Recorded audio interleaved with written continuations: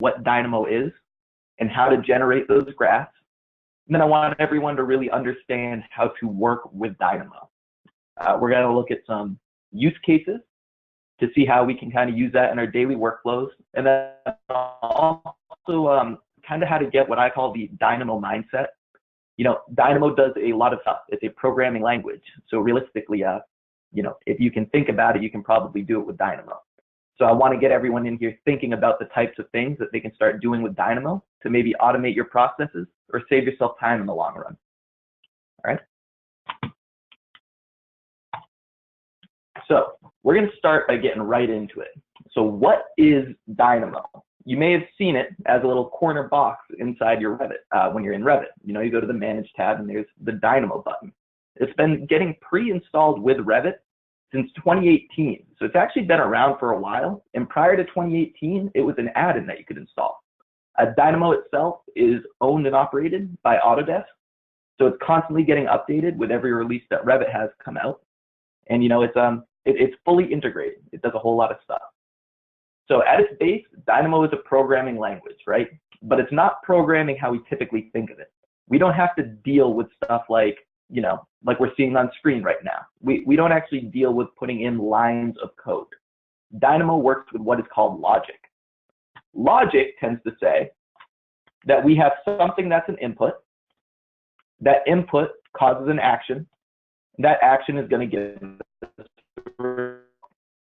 what we're going to do with Dynamo, it's called node-based programming. Instead of seeing all of this text that we have right over here on the left, all of this would be wrapped up in a single box that would be an action that happens. So at the end of the day, what we end up doing is listing these inputs into different actions, and those different actions are going to cause results on the back end. And what we see is those actions, inputs, and results, they tend to look like these little boxes down here, all right? So this is what a Dynamo node looks like, all right? We have, you know, something feeding in or two things feeding in, and then one thing coming out. So in this example, we're feeding an element and a parameter name in, and we're getting the value of that parameter coming out, right? So we can deal with a lot of stuff inside Revit and in Dynamo. So I really do want to jump right into examples. It's only so nice for me to talk about stuff, but it's a lot better if I can start showing you guys stuff. So we're going to take a look at the nodes in spaghetti. All right, and you'll understand what spaghetti means in a minute. So we are going to go ahead and open up Dynamo. Just in case you don't know how to open Dynamo up, if we're looking at a Revit project and we go up to the Manage tab, all the way on the far right, we see this visual programming, and then Dynamo is a button that we have right here. Dynamo Player is something we're going to take a look at a little bit later on in the session, but that's going to be an incredibly useful tool for us going forward. So let's go back and take a look at Dynamo. All right, so this is the typical screen we're going to get when we open up. We're going to see recent files, which would be anything that you've really made recently, you know, very similar to other programs. We're going to see this option for new, custom, open. We have some forms over here, some references over here. Typically, we're going to be, especially in a project management role, we're likely going to just be opening up something that already exists. Very rarely will we be the ones actually doing all of the programming.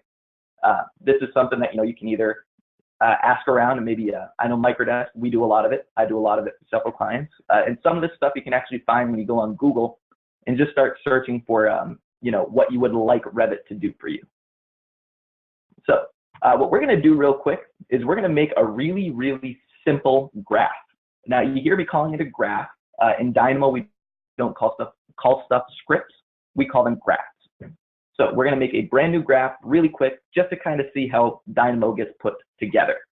So I'm going to click New to make a new workspace. And we kind of look in here, and you're going to notice there's some kind of what looks like a 3D space below, and then this white space above. Dynamo tends to get used in one of two ways. We either use it as a data management tool or as a sort of generative design or interactive design tool. Again, since we're PMs, we're not really working on that design side type stuff. So we're going to be focusing a lot more on that data management. being able to get information out of Revit and put it into some usable capacity. All right, so real quick, we have a workspace over here.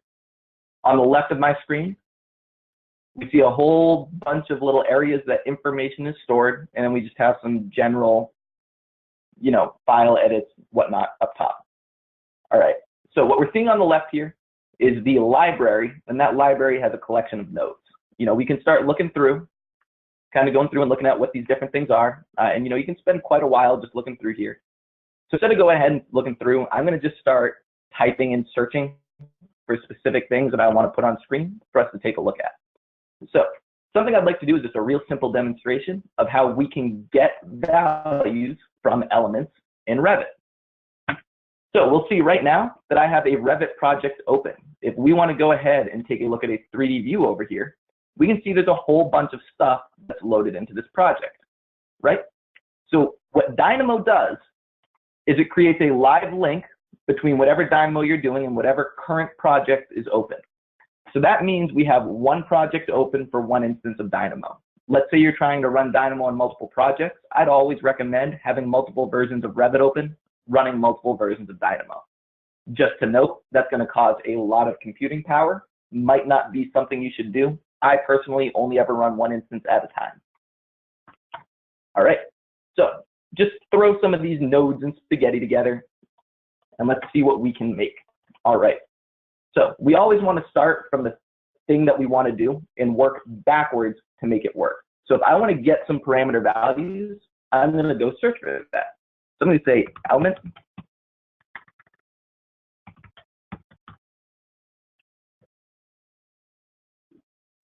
We see down here, we have this element get parameter values by name, right? So what this is telling me is I can feed it an element, feed it a parameter name, and it's going to give me out some values related to that. Something that I'm going to do that, I know works quite well. We're just going to do an air terminal real quick, and we're going to see if we can pull the flow values from our air terminal. So if we need to feed it an element, we want to work backwards from here. So I need to feed an element into this element. And we're going to speak a little bit more about that as this example's done. So I'm going to just kind of throw this thing together real quick, and you're going to see that I'm kind of working backwards. So I'm going to go next and just say element and kind of see some of the stuff that I have in here. And maybe I'm not seeing what I want real quick. I specifically want all elements of a category, right? If you're used to using Revit, you might understand family categories, and we have the family category that is air terminals. So next thing I'm going to want to look for is categories. And you can kind of see how we work backwards, and it's each asking for something to feed into the next one. So real quick, I'm going to throw categories down, and we're going to see that this doesn't have anything feeding in. We just have a drop down to pick.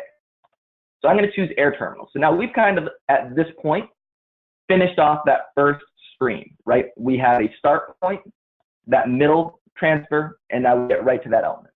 So the only other thing that we need to feed in here is a parameter name, all right?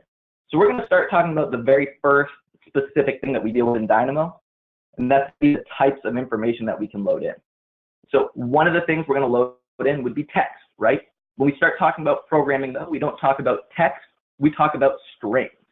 A string is text. So let's take a look at that. If I search string, we see that it's a basic input. And I can go ahead over here and type something in. So if I want to get the flow value of my air terminals, I need to give it a parameter name, and that parameter name is flow. And now I can run that right into parameter name. And you'll see that I'm on automatic. I'm going to swap that to manual. I don't want that running constantly in the background. I want to really tell a program when to run. So if I click run right now, you'll notice nothing really happens, right? We don't see anything happening on screen. What we actually need to do here is be able to see what this thing outputs. You'll notice if I hover over it, there's 309 items in this list, right?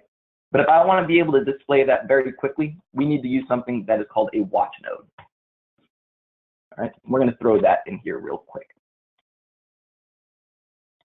And if we go ahead and click that in here and then we're going to now see that we get this full list of all the flow in our project, right? Now this isn't hugely useful to us. There's not much we can do with just a list of air terminal flows. You know, we're not really basically differentiating between return, exhaust, right? There's probably some other stuff that we'd want to do in here before we put that flow out, maybe splitting it up and into different pieces, right? So we're going to stop right here with the example and jump back to that PowerPoint presentation and just kind of talk about some of the stuff we just saw. All right, so we're dealing with node-based programming, right? We start with each of these nodes and we kind of jump through to get some values being fed out the back. We started here with categories. That category fed into the next. That element feeds out into here. That flow also feeds into here, and we get that final bit of information coming out. So something we want to talk about really quickly are inputs and outputs, because that's most of the stuff that we want to deal with. With a PM, that's really all you should have to mess with, is the inputs to the script and reading or using that output. So some of those words that we see in Dynamo are very specific. So when we see the word string, it's actually asking us for text. When we see the word doubles or double, it's asking us for numbers. When we see the word Boolean, it's asking us for a yes or a no. And then sometimes we have these others. And I'm calling these the others because category is not a specific input, but it's right here. You know, it's very specific for these. And then we have elements feeding to elements, right? So there is some other stuff, and that tends to be these Revit specific or node specific items. We'll see some of those come as time goes on. All right, so let's jump back in and take another look at some Dynamo. I'm actually going to this time open up the script, and we're going to kind of talk about that script together, step through it, and see what's going on. All right, so we're going to be looking at strings and Booleans. So I'm going to go ahead and I'm going to actually jump out of this script, and we're going to take a look at a Revit project first real quick. I'm going to go ahead and close out of this project. I'm going to save it because I do want to use this afterwards. And I'm going to go ahead and open this filter by Boolean mask. There's a really good example in here that I want everyone to see. All right. So filter by Boolean mask is something that we're going to use a lot of. All right. So something that, you know, it's that idea that we just talked about where it's not hugely useful to just have a list of flows. We need to be able to split that up into many different pieces, right? So just to kind of give you an example of how something like that might work. A Boolean gives us an in and an out based on some sort of a test. So in this example that we're looking at, our test would be, are these animals a mammal or something else? So let's see what would happen if we feed that data in. If we go ahead and say, are these mammals? And we move this over to here, we're going to see that these are our mammals, right? Just a couple things in here wrong. And then that would be our in. So our out would actually end up being a subset, which is that hawks, ants, sharks, you know, these other things. So that Boolean mask is always going to feed us an in and an out coming from our project, and it's up to us to figure out which one we want to display. These Boolean masks that we're about to take a look at are really one of the fundamentals of Dynamo. What we're doing is we're managing data, taking large amounts of stuff, and turning it into more useful subsets that we can actually do things with. So let's take a look at that Dynamo that goes along with this. So I'm going to go to Manage. Looks like Dynamo is still open. So I'm going to go ahead and open it. Something you might notice is as I jump between these two, Dynamo always sits on top of Revit. So I can't just swap back to Revit. If I want to see Revit, I do need to minimize Dynamo.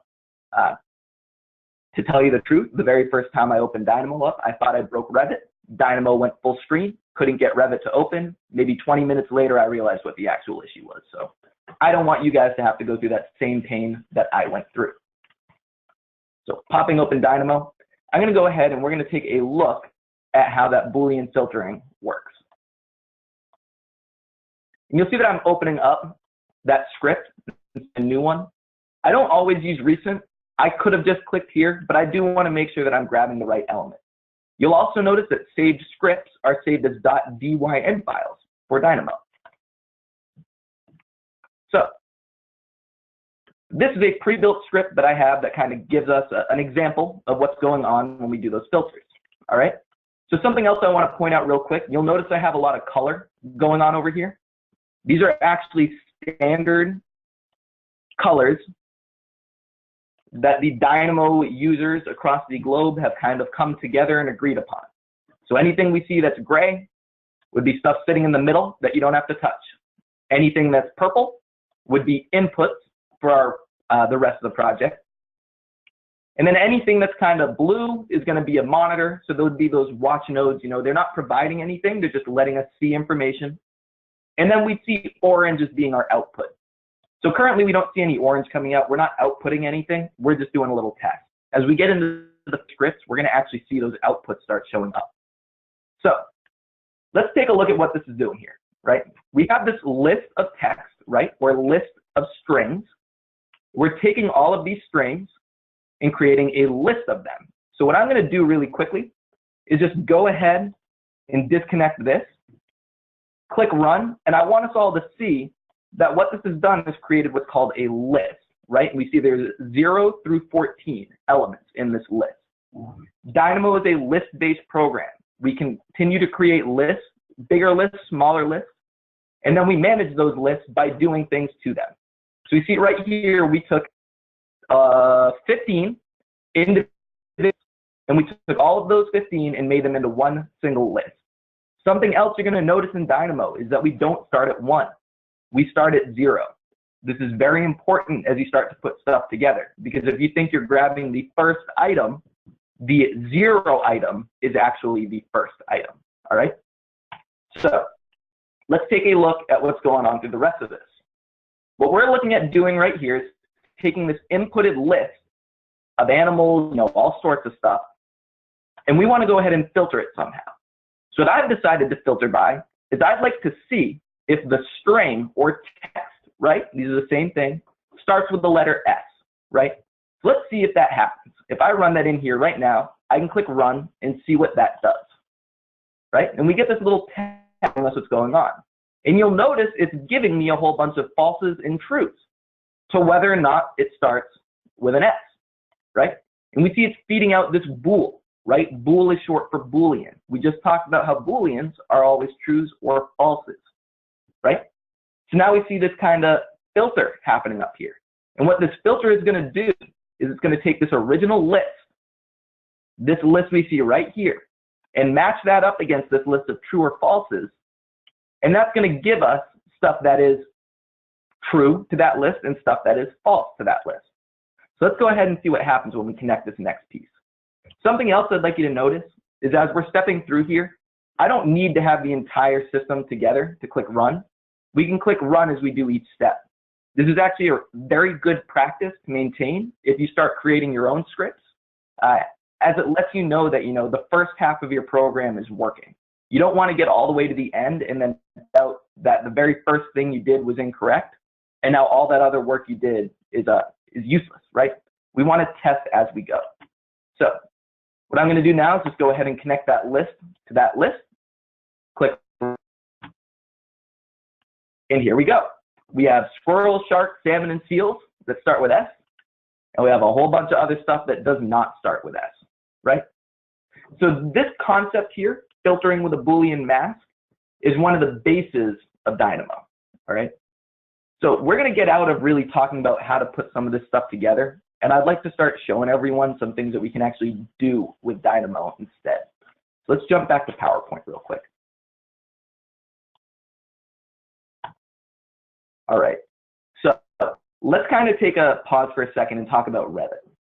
Revit is much more than just a 3D drafting tool. We store a whole bunch of information in Revit that tends to get siloed in here, and we can't really access it other places. Or if we can access it other places, it's not really all that easy for us to do, right? Now, specifically, I'd like to talk about some schedules that we have in Revit, right? We're not going to be dealing with airflow. We're going to take a look at some mechanical equipment instead. But there's a whole bunch of stuff that we have stored inside these schedules that, you know, it might be really nice to be able to export out to an Excel file, right? Maybe we want to do some of the highly advanced formulas that Excel can do. Maybe we need to submit that off to some agency so they can kind of review, right? There's a lot of times where it'd be nice to just easily get that information out. On the same wavelength, it might be a lot easier to edit some of that information in Excel and then bring that from Excel back into Revit, right? It is nice to be able to go in and out of Revit like that. So that's actually what we're going to take a look at next. We're going to see about pulling some of that information from Revit to an Excel file, and then taking that Excel file and bringing that information back into Revit, right? Something I like to do is, I like to add the cost as a parameter you can fill in. And I like to be able to just kind of put that in so, really quickly you can get some estimates coming out of Revit. Maybe we want to do cost per foot on a piece of pipe, and we want to export out pipe by length with that cost per foot, and we want to go total all that in Excel or something, right? This is all stuff that we can do. Anything that has to do with data, Dynamo is going to be more than capable to handle it. So I don't want to talk about it. I want to show you guys. So managing that database. I'm going to jump right back in to Dynamo. I'm going to close out of this script. And I'm going to open up a Revit project that has the schedule that I would like us to be looking at. I'm not going to save changes. As a note, you'll see I'm in Revit 2020. All versions of Revit have the ability to use Dynamo. Revit 2018 and up should be able to use the newest version of Dynamo, and anything before that, we'll need to download older versions of Dynamo, though I don't believe too many people are actually working in 2017 anymore, so that really shouldn't be an issue to begin with. So I'm going to go ahead and open that MVP project I just had open. And I'm going to go ahead and say right here, we got that MEP schedule, right? We see this guy right here. So what we're actually going to do is a multi-step process to kind of make this work. So let's kind of talk about that first. So I don't know if any of you here have done it, but if we go ahead into the Manage tab, we'll have some stuff up here related to IDs, right? So we see the Select by ID or IDs of selection. We want to take a look at that exactly. Just go into a 3D view. I need you to be aware of what this tool is before we start using it. If I go ahead and grab a piece of mechanical equipment, we'll see that if I go to Manage, I can get the ID of my selection. And we'll see that there's this 6-number code that is tied directly to this element. Everything in Revit has an element ID that allows you to select that specific thing and do stuff to it. All right. So you'll see if I went in here, maybe I go to IDs of selection. I can copy that value, hit escape so I'm no longer selected on anything. And I can actually go to Select by ID, type that value in, and that'll select it for me, right? If you didn't know about this, this is actually hugely useful when you're emailing other people and you need them to go take a look at something in the project, because you can just let them select exactly the item that you need them to look at. What we're going to do is we're going to use this element ID as a way to kind of track the stuff that we are editing and changing inside that Excel file. So you're going to notice right now element ID is set to 0 for everything. That element ID, unfortunately, is not something that's readily available inside a Revit family, right? When I click on this family, there is no real element ID thing over here except for this one we see down in general. This is actually a project parameter that I added specifically for today's exercises, right? This element ID that is not typically there. So the only way to get element ID would be to go to Manage, and select by, or get the ID of selection, right? So the first thing that we want to kind of solve here is getting that element ID into a more readily available spot. I want that element ID to be part of my schedule. So let's go ahead and take a look at this set element ID. And if we look here, we see on the left, I've got this nice little piece of purple leading into some gray, right? We have an input leading into just some stuff that happens. So real quick, just to let you know what's going on, I'm grabbing the category, getting all elements of mechanical equipment. I'm getting the element ID of all that equipment. I'm setting a parameter by name. That parameter I'm setting is element ID. And I'm just going to feed those IDs in to this list of elements. And we'll see right here, when I do that, I'm going to pin these down just so we can take a look at what's happening. When I click Run, we see that I get a list of all the mechanical equipment. a list of all that mechanical equipment's ID numbers, and then we have tied 1 to 1, so 0 lines up with 0, 1 to 1, 2 to 2. We have tied these together in set parameter by name. So if we go back and take a look at Revit, and we go to that mechanical equipment cost schedule, we'll see that element ID has now been set in all of these. So even at its most basic, if we need to edit many things at once, a very simple Dynamo script can go ahead and do that for us. If we wanted to remove the word M_WSHP, we could go ahead and grab all mechanical equipment and just do a quick find and replace on that kind of stuff. You know, there's a lot of stuff that we can start doing with Dynamo. This falls into that Dynamo mindset. I'm going to bring it up again. What I need everyone to do is start thinking about those repetitive actions that they have to take, or anytime they're dealing with many elements all at once. Whenever you're in a situation like that, that should be a hint to yourself, hey, maybe I could use Dynamo to do this instead. And what I want you to remember is that repetitive doesn't necessarily mean I have to click this button 30 times in a row. If you do something twice a day, every day, we could maybe automate that down to a button click that takes 10 seconds versus you spending 10 minutes. Sure, it might take a little time to create it originally, but if we save you 10 minutes or 20 minutes rather a day for an entire year, you know, you really end up saving time in the long run. All right. So very quick scripts can move stuff around very easily. All right. Let's go back here. We just saw that set element ID. We're going to get out of this guy. I'm not going to save my changes. And we're going to jump to the next piece, which would be exporting that schedule out. This one's a little bit more in depth, right? We're going to see as time goes on, these graphs bigger and bigger as we want them to do more stuff. But something we're going to see that's actually happening now is there's an action that happens at the end. We actually export a schedule out. So I'm going to talk through this really quickly, and then we're going to click run and see what happens. So we see what's going on here. We have a save location. So I picked this out by clicking browse, and I went to the folder that I wanted to go to, and there it is in that folder, that Dynamo for Project Managers webinar folder. So I'm going to leave it there because I know that works. What view do I want to send? You see, this is a drop down of all the views. Well, I want the equipment cost schedule to be selected. And what you see right here is actually a little bit of trickiness from me. We're able to have Revit automatically give a path name. So what I'm telling Revit is to take the schedule, which would be B, directory location, which would be A, and what I'm simply doing here is creating the directory .csv, so at the end we export out a CSV file. CSV is just another type of Excel file. And we see that this is just going to automatically create that path for me right down here. What this means is if I had other schedules I wanted to export, all I need to do is hit this drop down, schedule, and now I'm exporting that schedule instead, right? Because all you need to do is change one value and you can continue to export out multiple schedules, right? Maybe we want to export out all schedules instead. We could just change this instead of a specific view to an all schedules view, right?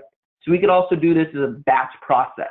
If we have a couple hundred schedules, you don't need to sit here clicking this drop down 100 times. That can all be done as a batch instead.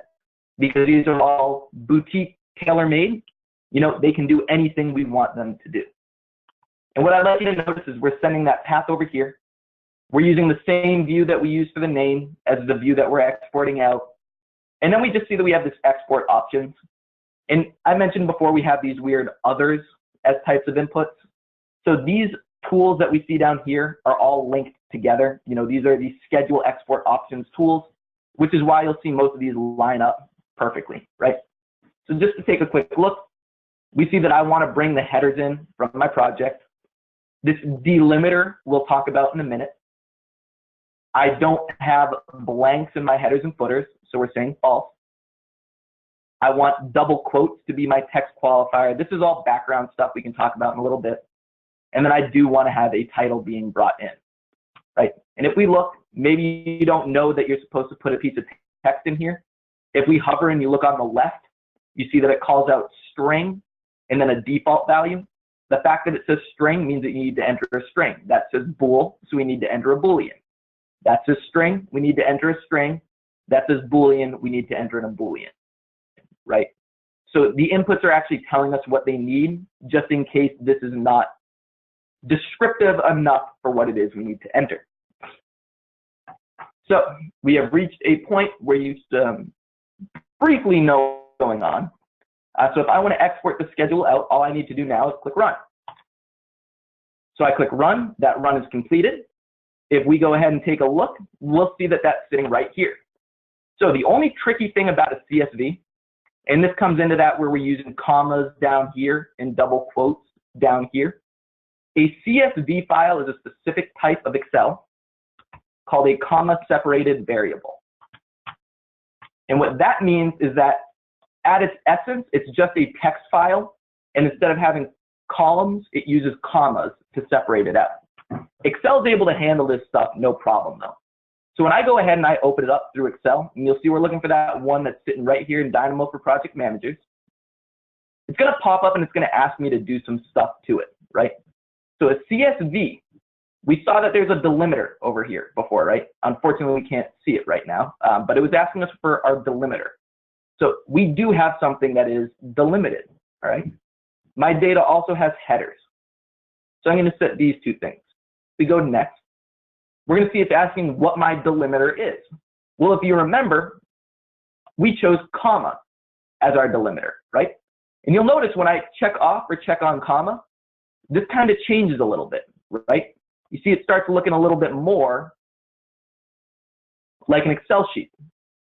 So if we click next, the last thing we'll see is if I wanted to turn stuff into dates or anything else, we could do that. I'm going to leave everything general, so it just comes in normal.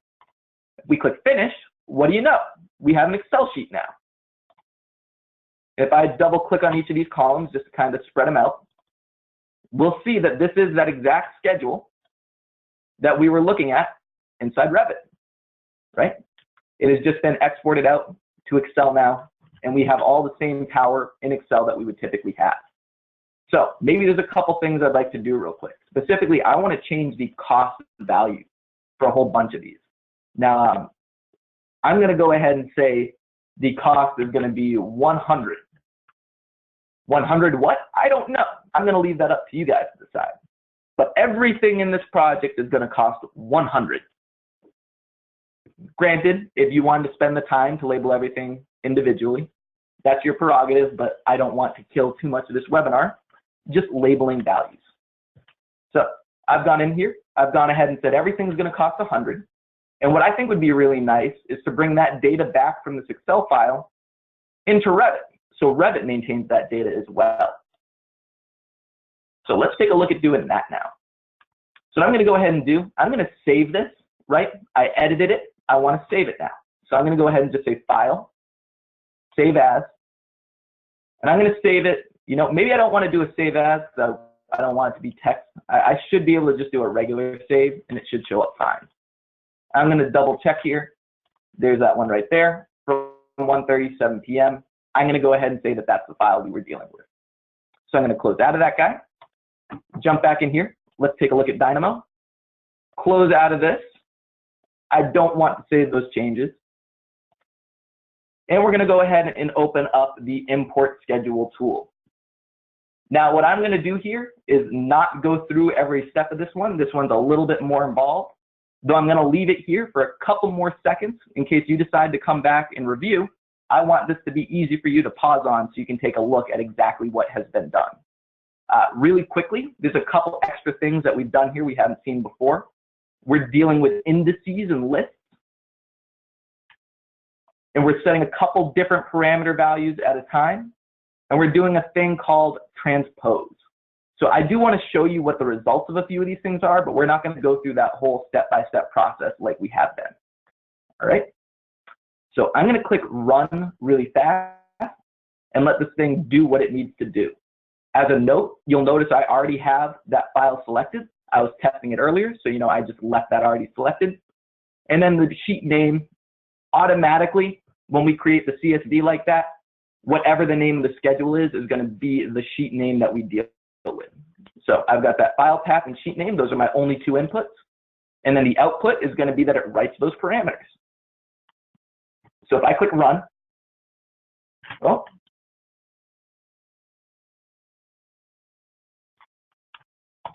yeah, that's my bad. We can still talk about everything that needs to go on. All right. So what I wanted to show you here was that data import to Excel. As we scroll through here, we see that what it's doing is it's giving us these weird little groupings of 4, right? So we see that, we see that project name, and let me just pop this guy open again so we can see exactly what it is we're talking about. We see what it's doing here is giving us each kind of row as a grouping, right? So we get that first list, which is the, family and type. Then we're getting the manufacturer, then we're getting the model, then we're getting the element ID, and then we're getting the cost, right? That's not really how I want to deal with this data. So something I wanted to show you guys, we're able to use a special tool, list.transpose. And what this does is it kind of flops it for us. So it says we're going to take all of the ones and put, or all of the zeros and put all of the zeros together. All of the ones and put all of the ones together. All the way down, you can see we get down to that final one where we have 4. That 4 list is just a list of those cost values, right? So we just step the whole project through like that. And we can see that what we're trying to do right here is we are going to grab that list of cost values. We are grabbing that cost parameter name. And up here, we are feeding in a list of elements. Now, it looks like my issue is that cost was not the parameter name, which is confusing to me as I had this run perfectly earlier today.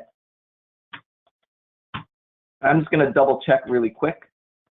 And I'm wondering if there's maybe just a little, possibly just a little extra space in there. So I'm going to go ahead and just type cost.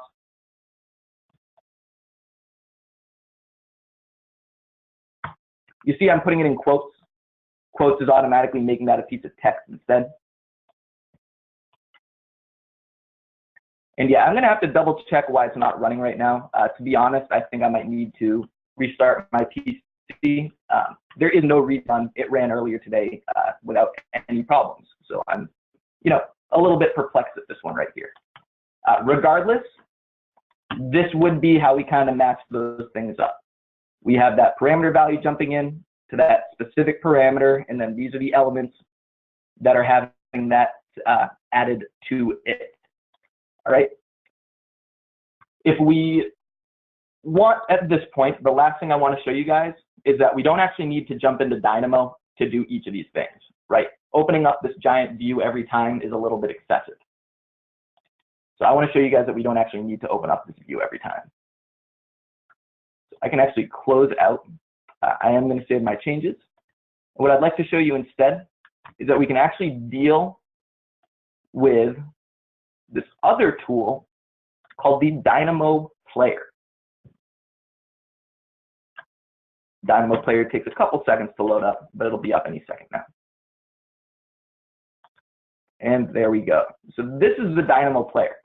The Dynamo Player is a slightly, well, not slightly, a much smaller little window that you can preload your graphs into. So we see that all of those graphs that we're seeing right here, export, import, set, are all sitting inside this folder, right? So there's that set, import, and export. So what Dynamo Player asks us to do is find a folder that has some graphs in it that we want to deal with. So the graphs that I decided to choose are the ones of this mechanical equipment.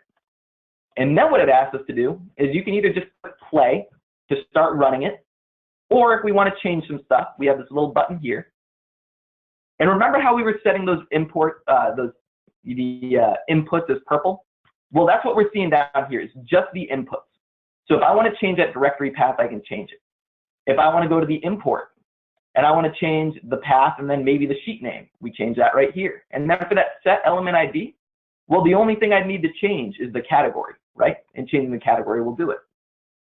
So to just kind of show you real quick that this works, if I want to go in, I'm just going to change a few of these guys to 0, right?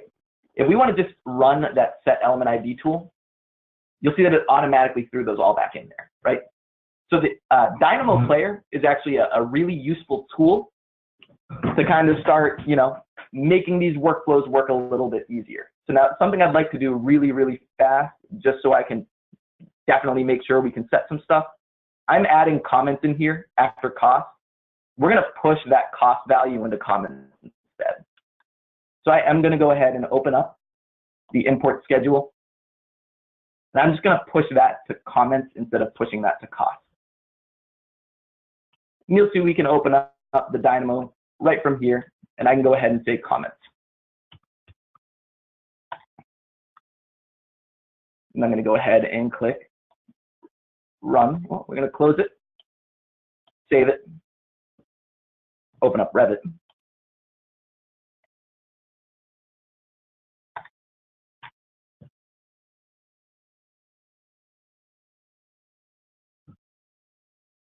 You know what, I'm going to have to check this one out, and I'll just send an email out to everyone that's in here because that is not behaving exactly how I want it to do. Now, what I'd like everyone to kind of understand, and speaking specifically to that manipulate data efficiently, the idea would be that as a PM, you're likely not going to be the one creating this stuff. But once this stuff is created for you and it's sitting here, you can just use that to edit and deal with all this stuff in batches. So if we want to go ahead and take a look at that Excel file that we were looking at down here, the sky's the limit. Any of that stuff that you need to pull out of Revit and start editing inside Excel, editing someplace else, Excel isn't the only option. That's just one that tends to be pretty relatable. You can just make it easier for you to edit someplace else. Maybe we want to start providing graphs off to clients to show that the, different quantities and counts of different items. We want to get all that pulled out someplace else. Maybe we want to be able to do, like I was saying, the cost estimating stuff really easily.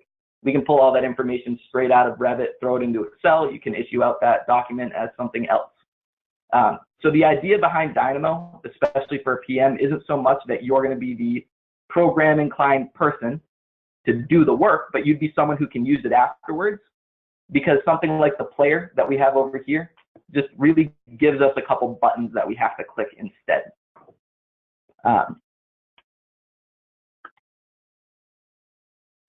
Dynamo is quite stable. I do apologize about that specific thing. This is also to Andre Boss. I, to be honest, should have restarted my computer prior to the demo. I've done a lot of stuff this morning that is entirely on my me. This is not something that I've run into in 6 or 7 months. This is a very, very odd and specific issue. Python is the programming language that Dynamo sits on, so people are using both of them together. I wouldn't say that people are going specifically into Python versus Dynamo, but they tend to use them as a link between the two. Because Python is, that is the basis for Dynamo. It's very quick to add in a script of Python into Dynamo. It's just a built-in tool that sits here. So the people that tend to use Python are doing incredibly high-level stuff that Dynamo, Dynamo could handle, but the graph that you'd see could be a couple thousand nodes long, where, a Python script is something that maybe, fits on one screen like this, right?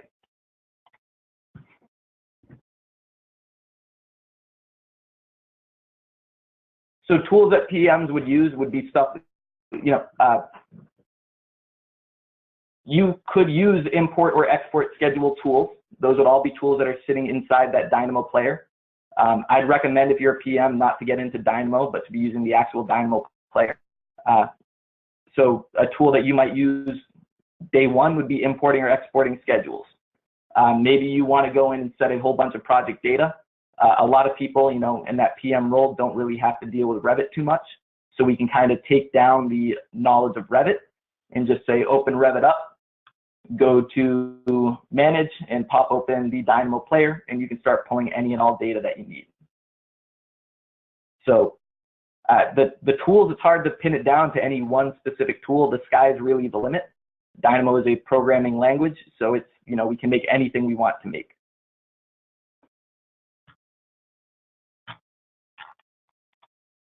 So I've been answering pretty directly to Andre Voss's questions.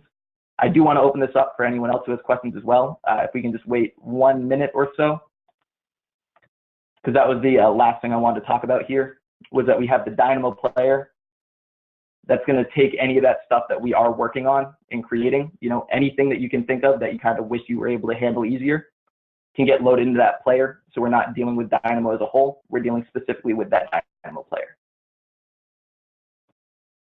So again, I'll open that up for questions. And Andre, if you have more, or anyone else for that matter. All right, to wrap up then, we learned how Dynamo works, how to create those Dynamo graphs, how we can start managing those larger amounts of data using Dynamo, and then how you can start incorporating those Dynamo scripts into workflows with the Dynamo Player. And then again, any other questions, I hope to have answers for you.